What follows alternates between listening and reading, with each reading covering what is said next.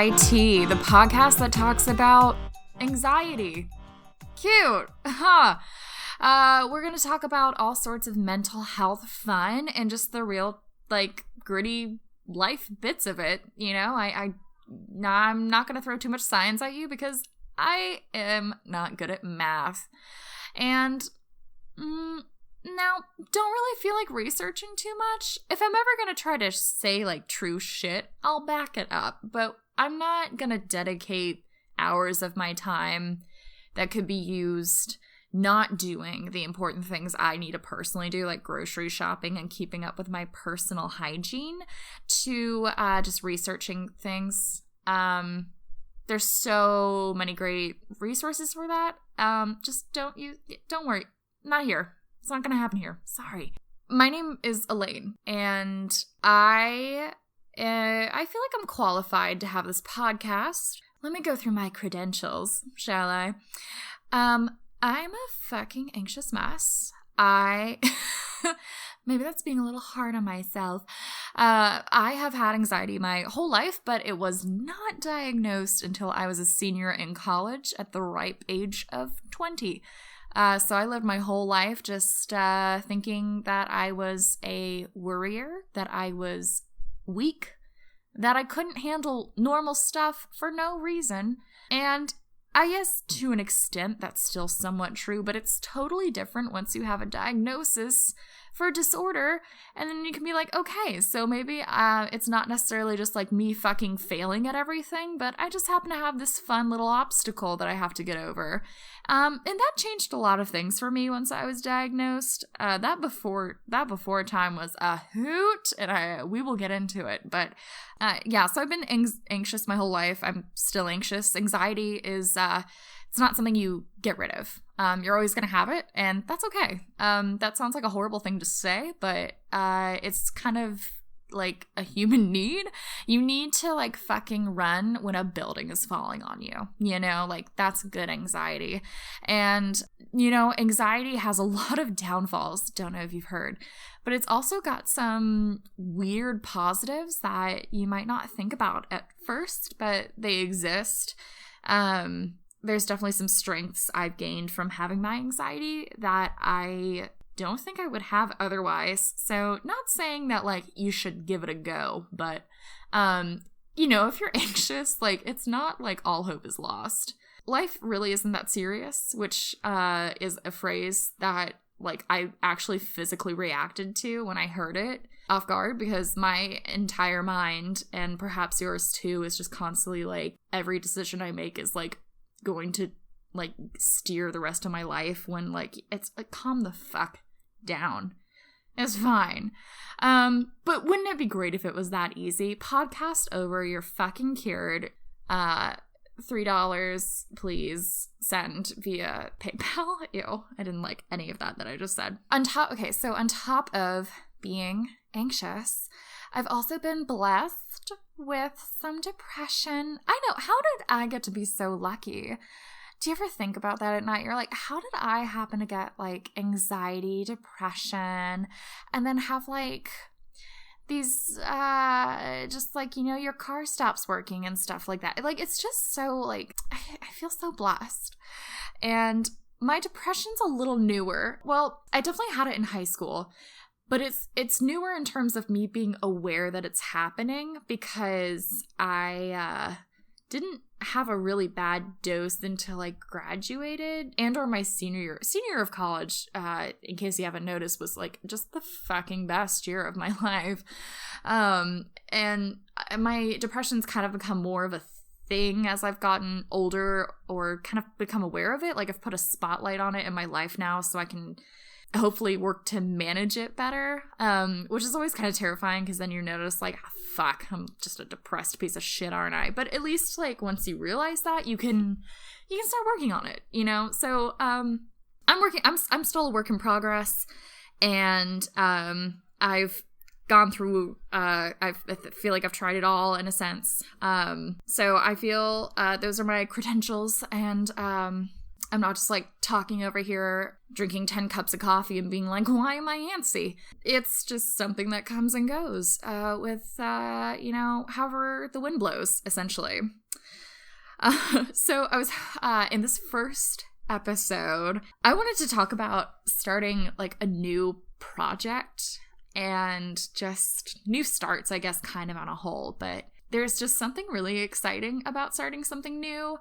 And for me, I feel like my anxiety has always made it so that I'm really ready to like forget the old version of whatever it was, sweep it under the rug, throw it out, pretend it never happened, and just start over. I definitely did that with like phases of my life where I really didn't want people to know me who knew me at my like worst anxious self or my worst depressed self, because it felt like a shadow that would follow me, and I didn't want it to come back like a disease. Like, it doesn't make sense. I'm not saying that that's like logic, but it's like anxiety logic. If you follow my what's the phrase?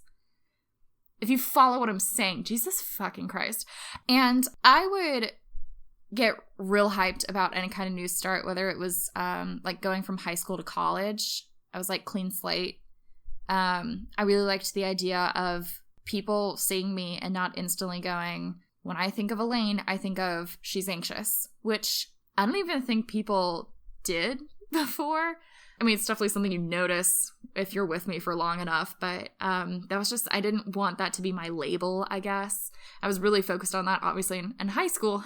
Go figure. I was really focused on my label and how I was viewed, but I didn't want it to be like, Elaine is anxious. Like, I wanted to be like anything else. Throughout my life, I've kind of been guilty of just when a new start happens, that's the only version of whatever it is that's existed, and we pretend the past never happened, and that's just how it's gonna be. And that's shockingly not a great way to go about things, because your past holds the lessons that you need to learn, and also people that stood by you during those times don't necessarily need to be discarded when they helped you, because, the great thing about these things is that we go through waves of being anxious and depressed. Some are less intense, some are more intense, and it's great to have people who were there and you know that they can help you. But another fun thing about being anxious and depressed, at least from my perspective, is that we never do the things that would help us. Like, I should be fucking working out. That's the thing that helps me the most. I haven't fucking worked out in like 3,000 years, it feels like. So, I drink coffee. Coffee's the worst thing for my anxiety. Like, it's guaranteed to just ruin my day. But I still drink it. I couldn't tell you why. I don't know if like I have this like weird like midlife crisis like attitude where I'm like, it doesn't matter anymore, just do it. Which is like, if you're gonna be anxious anyway in the day, it's like you might as well like enjoy the things you can't have. I don't know. I can't, that's not advice. Like, don't do that. Because it'll actually make you more anxious. There's not like a threshold really. You can surprisingly just continue to get more anxious.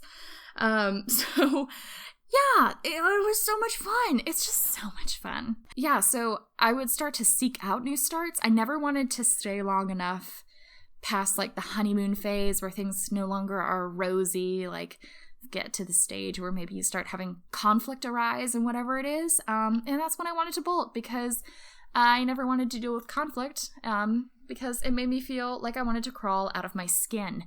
And isn't that a great image, by the way? If we could crawl out of our skin, like, I don't know what kind of being would be under the skin that you could like crawl, like if we're just giant centipedes or something.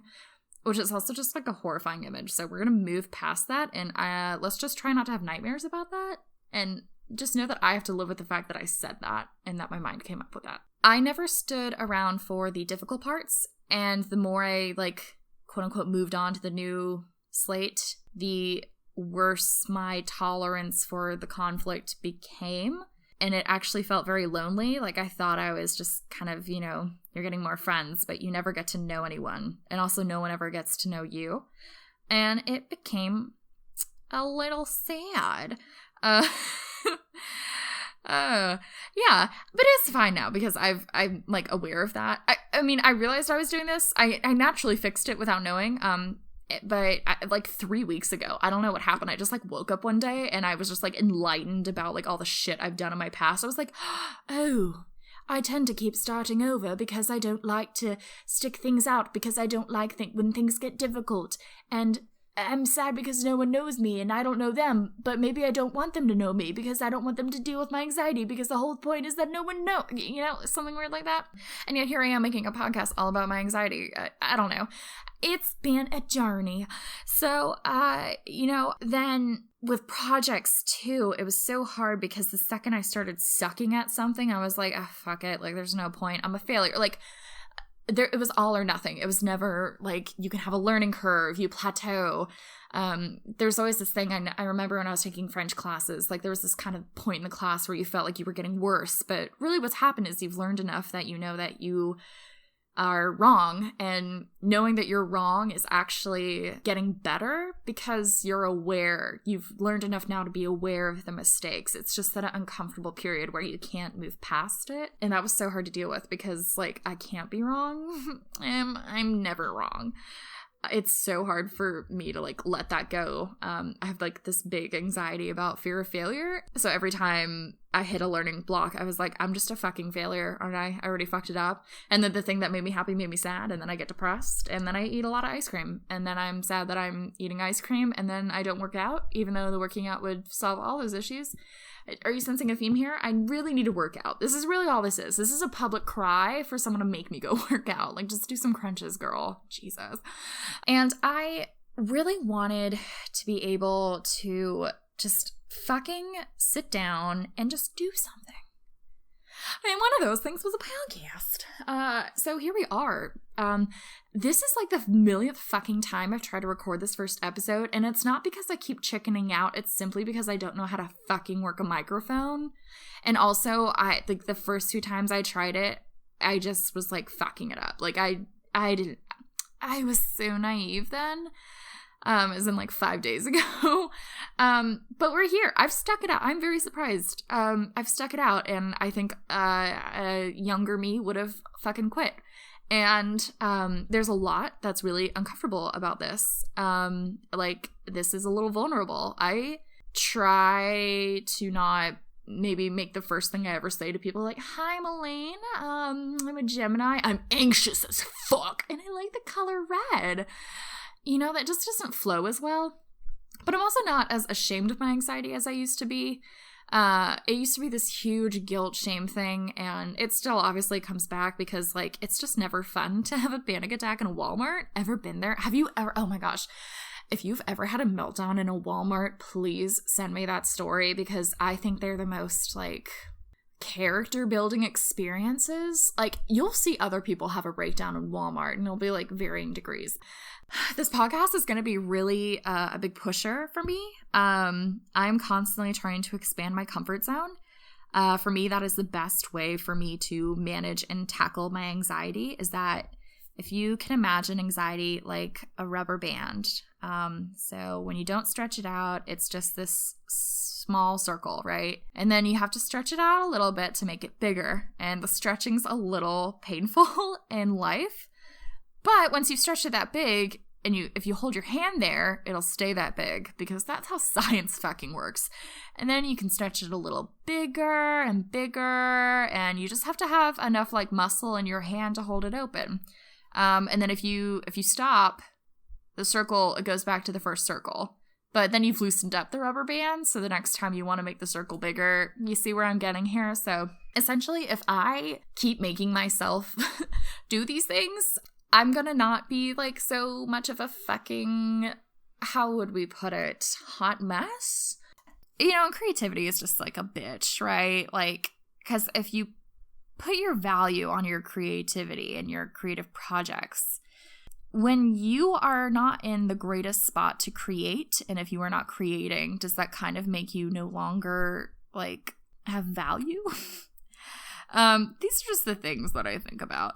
So that's just been another thing that's kind of stopped me from doing this for the longest time. And I'm over it. Like, I'm over it. You'll hear me talk a lot about how anxiety has its pros along with its cons. And I like to not try to beat myself up too much for having anxiety because it's not like I can fucking like make that go away. It's a part of me. But I do like to try to make it my bitch whenever possible. So I would like to fucking destroy anxiety in this case because it is within my capabilities and it's going to fucking die. I'm going to kill anxiety. Isn't that great? So I hope that you can enjoy my fucked upness. That's great. I hope you get something out of this. I hope that you feel like you are not as like weird and that some of your thoughts on anxiety are not just, you know, you're not alone. That phrase for some reason just doesn't click with me because like people tell it to me and I'm like, okay, but you're like an anonymous like stranger on the internet and I'm still like in my house alone and I feel alone. So I still feel alone, but thank you. Not to like bash people trying to help, but I don't know. For some reason, stuff like that just doesn't really like click with me. That's also going to be another episode we're going to talk about. It's like how to like even fucking deal with people because this is also why did my voice just do that? Weird. This is also something where like if you have a friend that's anxious and you're like, I have no idea what the fuck to do with Clark. Like I love Clark, but like how the fuck do I like not make Clark worse? Like how can I not be like the triggering asshole? And the first thing is like you're not an asshole. This is a bitch to deal with if you have it or if you have to deal with other people that have it. Like let's be clear, it's a lot. So it's weird and difficult. So you don't have to be like a perfect angel. It's okay. There's going to be fuck ups and that's just how life works. Except, that's easier said than done because we don't fuck up here. I'm perfect. Isn't that great? So I will leave that there. I'm going to drop the mic and we're going to end it there. To stay updated on when we post, follow us on Twitter. We are at Angus Eye Tea and go to www.angusietea.com to stay up to date. I don't even know what other fucking thing. I'm just going to post cow pictures, really. And just for any, I don't fucking know. I don't have it all together. I don't know if you've noticed that. I don't have it all together. I don't have all of it, even though I totally pull it off like I do, because I am the fucking best. So thank you so much for listening, and I will see you next time.